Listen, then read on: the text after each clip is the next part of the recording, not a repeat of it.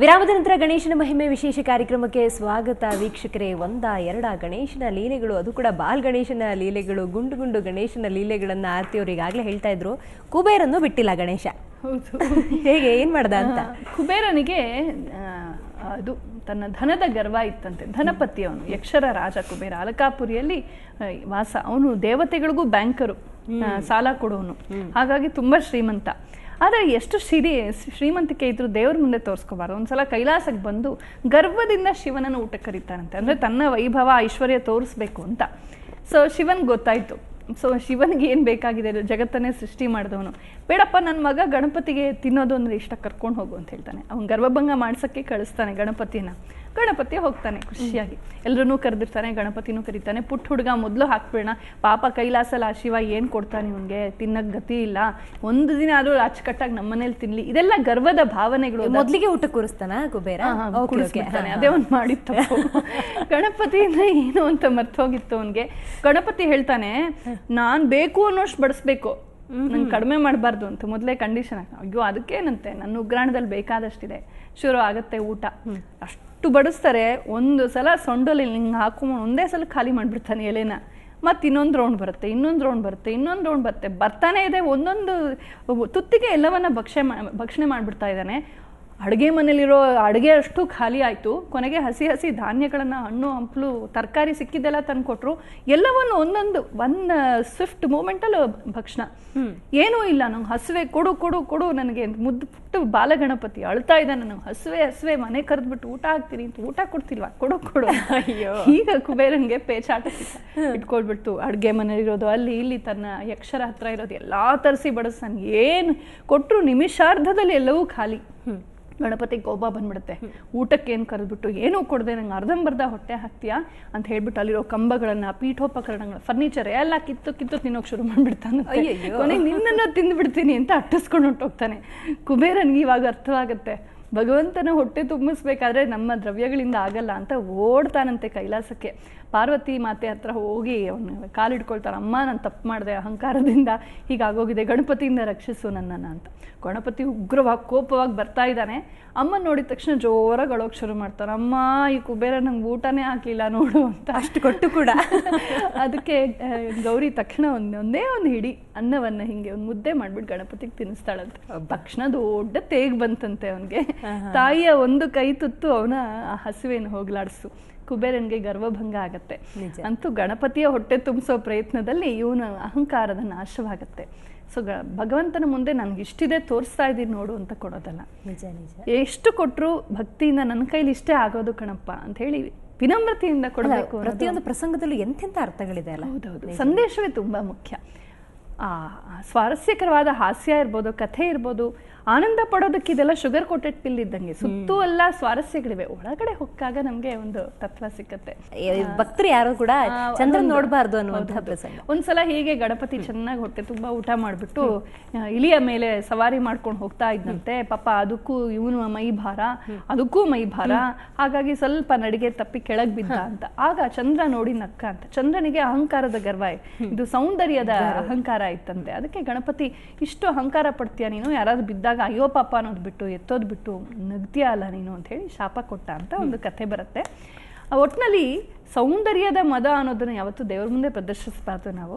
ಆದರೆ ಇದೊಂದು ಕಥೆಯಾಗಿ ಬೆಳೆದು ಬಂದಿದೆ. ಚೌತಿ ಚಂದ್ರವನ್ನ ಅವತ್ತಿನ ದಿನ ನಾವು ಯಾರೂ ನೋಡೋದಿಲ್ಲ. ನೋಡಿದ್ರೆ ನಮಗೆ ಕಳ್ಳತನದ ಒಂದು ಅಪವಾದ ಬರುತ್ತೆ, ಯಾವುದೋ ಒಂದು ಅಪವಾದ ಬರುತ್ತೆ ಅಂತ ಹೇಳ್ತಾರೆ. ಕೃಷ್ಣನಿಗೂ ಶಮಂತಕ ಮಣಿ ಕದ್ದ ಅನ್ನೋ ಅಪವಾದ ಬಂದ್ಬಿಡ್ತು. ಆಮೇಲೆ ಅವನು ಪ್ರಾಯಶ್ಚಿತ್ತ ಮಾಡ್ದ ಅಂತಿದೆ. ಒಂದು ಕವಿಗಳು ಸಮಸ್ಯಾಪೂರ್ಣ ಹೇಳ್ತಾರೆ. ಗೌರಿ ಗಣಪತಿಯ ಹಬ್ಬದ ಹಿಂದಿನ ದಿನ ಬರ್ತಾಳಲ್ಲ, ಗೌರಿ ಹಬ್ಬ, ಗಣಪತಿ ಹಬ್ಬದ ದಿನ ಇಲ್ಲೇ ಇದ್ಬಿಡ್ತಾಳಂತೆ ಅವಳು. ಯಾತಕ್ಕೆ ವಾಪಸ್ ಹೋಗಲ್ಲ ಕೈಲಾಸಕ್ಕೆ ಅಂತ. ವರ್ಷಸ್ಯೇಕ ದಿನಂ ಗೌರಿ ಪತಿವಕ್ತ್ರಂ ನ ಪಶ್ಯತಿ. ವರ್ಷದಲ್ಲಿ ಒಂದು ದಿನ ಗೌರಿ ಗಂಡನ ಮುಖ ನೋಡೋಕೆ ಇಷ್ಟಪಡಲ್ವಂತೆ.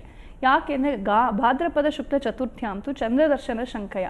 ಭಾದ್ರಪದ ಶುಕ್ಲ ಚತುರ್ಥಿ ಅಂದ್ರೆ ಯಾಕೆ ಅಂದ್ರೆ ಶಿವನ್ ಮುಖ ನೋಡಿದ್ರೆ ಅವ್ನ ತಲೆ ಮೇಲಿರೋ ಚಂದ್ರ ನೋಡ್ಬೇಕಲ್ಲ, ಅದಕ್ಕೋಸ್ಕರನಾ? ಕವಿ ಕಲ್ಪನೆ ಇದು. ಹೀಗೆ ಅಲ್ಲ, ಸ್ವಂತ ಹೆಂಡತಿ ಗಂಡನ ಮುಖ ನೋಡಲ್ಲ ಏನ್ ಅರ್ಥ ಅಂತ ಕೇಳೋಣ ದಿನ ಮಾತ್ರ ನೋಡಲ್ಲ ಅಂತ ಈ ರೀತಿ ಇದು ಕವಿಗಳು ಹುಟ್ಟಿಸ್ಕೊಂಡಿರೋ ಅಂಥದ್ದು. ಎಲ್ಲವನ್ನೂ ಶಾಸ್ತ್ರದನ್ನ ನಾವು ಇದ್ ಮಾಡಕ್ಕಾಗಲ್ಲ. ಆದ್ರೆ ಭಕ್ತಿಯ ಮನಸ್ಸು ನಾನಾ ಬಗೆಯ ಕಲ್ಪನೆಗಳನ್ನ ಅಲ್ಲ, ಕವಿಗಳ ಒಂದು ಈ ಪ್ರಯತ್ನಕ್ಕೂ ನಿಜ ಸಂತೋಷ ಪಡ್ಬೇಕು. ಅಂತ ಹೇಳಿದ್ರೆ ಈ ಮೂಲಕ ಶಿವ ಇದ್ದಾನೆ, ಪಾರ್ವತಿ ಇದ್ದಾಳೆ, ಗಣಪತಿ ಇದ್ದಾನೆ ಅನ್ನೋ ಪೌರಾಣಿಕ ವಿಚಾರಗಳನ್ನ ತಿಳಿಸ್ತಿದಾರಲ್ಲ ಜನತೆಗೆ ಅಂತ.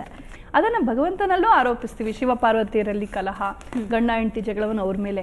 ಇವತ್ತಿಗೂ ಕೂಡ ಹಂಪಿ ವಿರೂಪಾಕ್ಷ ಸ್ವಾಮಿ ದೇವಸ್ಥಾನದಲ್ಲಿ ವಸಂತೋತ್ಸವ ಅಂತ ಮಾಡ್ತಾರೆ. ಹಿಂದೆ ಬಹಳ ವೈಭವವಾಗಿ ನಡೀತಿತ್ತು ರಾಜರ ಕಾಲದಲ್ಲಿ, ಈಗಲೂ ತಕ್ಕ ಮಟ್ಟಿಗೆ ನಡೆಯುತ್ತೆ. ಅಲ್ಲಿ ಒಂದು ಪದ್ಧತಿನೇ ಇದೆ. ಶಿವ ಮತ್ತು ಪಾರ್ವತಿ, ಶಿವ ಬೇಟೆ ಆಡಕ್ ಹೋಗ್ತಾನೆ ಮದುವೆ ಆದ ಹೊಸರಲ್ಲೇ, ಮದುವೆ ಮಾಡಿಸಿರ್ತಾರೆ ಕಲ್ಯಾಣೋತ್ಸವ, 2 ದಿನದ ನಂತರ ಬೇಟೆ ಆಡಕ್ ಹೋಗ್ತಾನೆ. ಕೋಪ ಬಂದ್ಬಿಡುತ್ತೆ ಪಾರ್ವತಿಗೆ, ನನ್ನ ಅಷ್ಟೊತ್ತು ಹೋಗೋದ ನೀನು ಅಂತ ಹೇಳ್ಬಿಟ್ಟು ಒಳಗ್ ಸೇರ್ಸಲ್ಲ. ಅಲ್ಲಿ ಪುರೋಹಿತರು ಮತ್ತೆ ಆ ಭಕ್ತರಲ್ಲಿ 2 ಭಾಗ ಮಾಡ್ಬಿಡ್ತಾರೆ. ಒಂದು ಪಾರ್ವತಿ ಪಾರ್ಟಿಯವರು, ಒಂದು ಶಿವನ್ ಪಾರ್ಟಿಯವರು. ಪಾರ್ವತಿ ಪಾರ್ಟಿಯವರು ಪರ್ದೆ ಹಾಕ್ಬಿಟ್ಟು ಒಳಗಡೆ ಬಿಡೋದೇ ಇಲ್ಲ ಶಿವನ್ ಪಾರ್ಟಿಯವ್ರನ್ನ, ನೀನ್ ಬರ್ಬೇಡ ಹೋಗಂತ. ಪಾರ್ವತಿ ನಿರಾಕರಿಸಿದಾಳೆ ಅಂತ, ಇಲ್ಲ ಸಾರಿ ತಪ್ಪಾಯ್ತು ಅಂತೆಲ್ಲ ಆ ಕಡೆಯವ್ರು ಕೇಳ್ಕೊಡೋದು.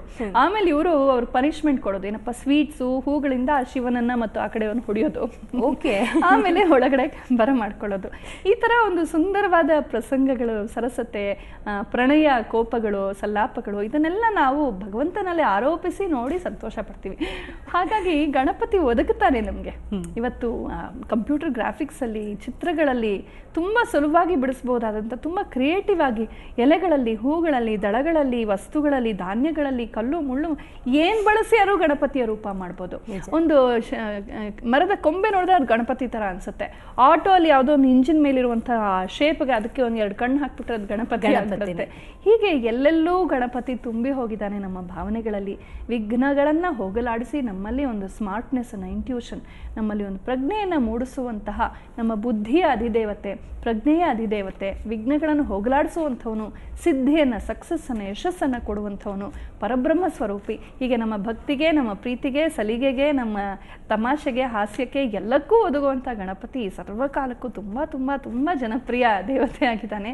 ಆ ಗಣಪತಿ ನಮಗೆಲ್ಲ ಸನ್ಮತಿಯನ್ನು ಕೊಡಲಿ ಅಂತ ಈ ಸಂದರ್ಭದಲ್ಲಿ ವಿಶೇಷವಾಗಿ ಹಾರೈಸಬೇಕು. ಕೊನೆಯದಾಗಿ ನಮ್ಮ ವೀಕ್ಷಕರಿಗೆ ಒಂದು ವಿಚಾರವನ್ನು ಹೇಳಿದರೆ ನಿಮ್ಗೆ ಏನು ಹೇಳಬೇಕು ಅಂತ ಅನ್ಸುತ್ತೆ? ಈ ಗಣಪತಿ ಹಬ್ಬ ಇವತ್ತು ಏನು ಹೇಳ್ತೀರಿ?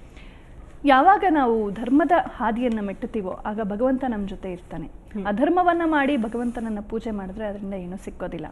ಹಾಗಾಗಿ ಗಣಪತಿಯ ಆರಾಧನೆಯಲ್ಲಿ ನಮ್ಮ ಜೀವನದ ಧರ್ಮವನ್ನು ನಾವು ಕಾಣ್ಕೋಬೇಕು. ಯಾವತ್ತೂ ನಮ್ಮ ಕರ್ತವ್ಯವನ್ನೂ ಚೆನ್ನಾಗಿ ಮಾಡಬೇಕು, ಸಮಾಜ ಹಿತವನ್ನೂ ಬಯಸಬೇಕು, ಪರಿಸರದ ಹಿತವನ್ನೂ ಬಯಸಬೇಕು, ರಾಷ್ಟ್ರದ ಹಿತವನ್ನು, ಧರ್ಮದ ಹಿತವನ್ನು ಬಯಸಬೇಕು. ಈ ಒಂದು ಉದಾತ್ತ ದೃಷ್ಟಿಕೋನ ಇಟ್ಕೊಂಡು ದೇವರ ಪೂಜೆ ಮಾಡಿದಾಗ ನಮ್ಮ ಎಲ್ಲ ಇಷ್ಟಾರ್ಥಗಳು ಪೂರೈಸುತ್ತವೆ. ಮತ್ತು ಈ ಗಣಪತಿ ಪೂಜೆಯ ಸಂದರ್ಭದಲ್ಲಿ ಪರಿಸರ ಮಾಲಿನ್ಯಕ್ಕೆ ಅವಕಾಶ ಕೊಡಬಾರ್ದು. ಭಗವಂತನೇ ಗಣಪತಿಯೇ ಸೃಷ್ಟಿ ಮಾಡಿದಂಥ ಈ ಸಮಾಜವನ್ನು, ಈ ಪರಿಸರವನ್ನು ಹಾಳು ಮಾಡಿ ಈ ಕಲರ್ಡ್ ಗಣಪತಿ ತಂದು ಕೆಮಿಕಲ್ಸ್ ಎಲ್ಲ ಹೋಗಿ ಮೀನುಗಳು ಹಾಳಾಗಿ, ಕೆರೆಗಳು ಅದಕ್ಕೆಲ್ಲ ಅವಕಾಶ ಕೊಡೋ ಬದಲು ನೀವೇ ಮಣ್ಣಿನಲ್ಲಿ ಮುದ್ದಾಗಿ ಒಂದು ಪುಟಾಣಿ ಗಣಪತಿ ಮಾಡಿ, ಹೇಗೆ ಮಾಡಿದ್ರೆ ಹಾಗೇ ಚೆನ್ನ, ಆಗಾಗ ಮಾಡ್ತಾ ಇದ್ರೆ ನಾವು ಎಕ್ಸ್ಪರ್ಟ್ ಆಗಿಬಿಡ್ತೀವಿ. ಅಥವಾ ಪರಿಸರ ಪ್ರೇಮಿ ಗಣಪತಿಗಳ ವಿಗ್ರಹಗಳು ಸಿಕ್ಕತ್ವೆ, ಸಾಧ್ಯವಾದಷ್ಟು ಹಾಗೆ ಮಾಡೋಣ.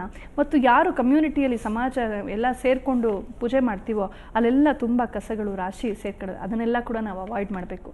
ಇದೆಲ್ಲ ಮಾಡೋದ್ರ ಮೂಲಕ ಗಣಪತಿಗೆ ಇನ್ನೂ ಹೆಚ್ಚು ಪ್ರಿಯರಾಗ್ತೀವಿ ನಾವು. ಹಾಗಾಗಿ ಭಕ್ತಿಯ ಜೊತೆಗೆ ಒಂದು ನೈತಿಕ ಪ್ರಜ್ಞೆ, ಒಂದು ಸಾಮಾಜಿಕ ಪ್ರಜ್ಞೆ, ಪರಿಸರ ಪ್ರಜ್ಞೆ ಕೂಡ ಇದ್ದಲ್ಲಿ, ಧರ್ಮ ಪ್ರಜ್ಞೆ ಇದ್ದಲ್ಲಿ, ನ್ಯಾಯದ ಪ್ರಜ್ಞೆ ಇದ್ದಲ್ಲಿ ಗಣಪತಿಯ ಅನುಗ್ರಹ ನಮಗೆ ಪೂರ್ಣವಾಗಿ ಲಭಿಸುತ್ತೆ. ನಮಗೆಲ್ಲರಿಗೂ ಸನ್ಮತಿ ಕೊಡಲಿ, ಸದ್ಗತಿ ಕೊಡಲಿ, ಸದ್ವಿಚಾರಗಳನ್ನು ಸ್ಫುರಣೆ ಮಾಡಲಿ. ವಿಶೇಷವಾಗಿ ವಿಶೇಷ ನಾಯಕ, ವಿನಾಯಕ ಅಂದರೆ ನಮ್ಮ ದೇಶಕ್ಕೆ ಒಳ್ಳೆ ನಾಯಕ ಬೇಕು, ಒಳ್ಳೆ ಸರ್ಕಾರ ಬೇಕು, ಒಳ್ಳೆಯ ಒಂದು ಪ್ರಗತಿಶೀಲವಾದ ಗತಿಯನ್ನು ಭಗವಂತ ಕೊಡಲಿ ಅಂತ ಹಾರೈಸೋಣ. ಒಂದೊಳ್ಳೆ ಸಂದೇಶ. ಅದ್ರ ಜೊತೆಗೆ ಆ ಗಣೇಶನ ವಿನೋದ ಲೀಲೆಗಳ ಹಾಸ್ಯ ಚೇಷ್ಟೆಗಳನ್ನು ಕೂಡ ಇವತ್ತಿನ ನಮ್ಮ ಕಾರ್ಯಕ್ರಮದಲ್ಲಿ ನಮ್ಮ ವೀಕ್ಷಕರಿಗೋಸ್ಕರ ತಿಳಿಸ್ಕೊಟ್ಟಿದ್ರೆ ಧನ್ಯವಾದ ನಿಮಗೆ. ನಮಸ್ಕಾರ, ಧನ್ಯವಾದ. ಗಣೇಶನನ್ನ ಆರಾಧಿಸಿ, ಅದರ ಜೊತೆಗೆ ಗಣೇಶನನ್ನ ಇಡ್ತೀರಾ ಮನೆಯಲ್ಲಿ, ಆರ್ತಿಯವರಿಗಾಗಲೇ ಒಂದು ಒಳ್ಳೆ ಸಲಹೆಯನ್ನು ಕೊಟ್ಟಿದ್ದಾರೆ. ಮಣ್ಣಿನ ಗಣಪತಿಯನ್ನ ನೀವೇ ತಯಾರು ಮಾಡಿ, ನಿಮ್ಮ ಸೃಷ್ಟಿ ಅದು ನಿಜಕ್ಕೂ ತುಂಬ ಚೆನ್ನಾಗಿರುತ್ತೆ, ಒಂದು ತೃಪ್ತಿ ನಿಮ್ಮಲ್ಲಿರುತ್ತೆ. ಪರಿಸರಕ್ಕೆ ಮಾಲಿನ್ಯ ಆಗದಂತೆ ಗಣಪತಿ ಹಬ್ಬವನ್ನು ಆಚರಿಸಿ ಅಂತ ಹೇಳ್ತಾ ಇವತ್ತಿನ ಕಾರ್ಯಕ್ರಮವನ್ನು ಮುಗಿಸ್ತಾ ಇದ್ದೀವಿ. ನೇರ ದಿಟ್ಟ ನಿರಂತರ ಸುದ್ದಿಗಾಗಿ ನೋಡ್ತಾ ಇರಿ ಸುವರ್ಣ ನ್ಯೂಸ್.